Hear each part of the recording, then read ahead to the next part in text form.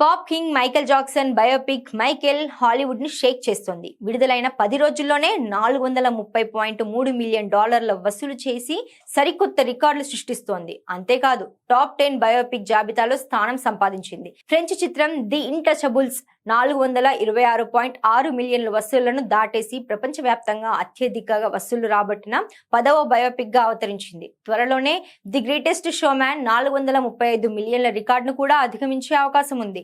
ఇది ఇప్పటికే Elvis life time వసూలను అధిగమించి బొహేమియా ర్యాప్సోడీ తర్వాత అత్యధిక వసూలు చేసిన రెండవ మ్యూజిక్ బయోపిక్ గా నిలిచింది.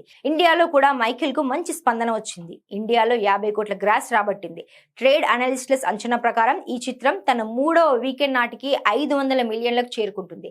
చివరకు 800 మిలియన్ల నుండి 1 బిలియన్ వరకు వసూలు చేసే అవకాశం ఉంది. మైఖేల్ జాక్సన్ మేనల్లుడు జాఫర్ జాక్సన్ ప్రధాన పాత్రలో నటించిన ఈ చిత్రం అభిమానుల నుండి భారీ ప్రశంసలు అందుకుంటోంది.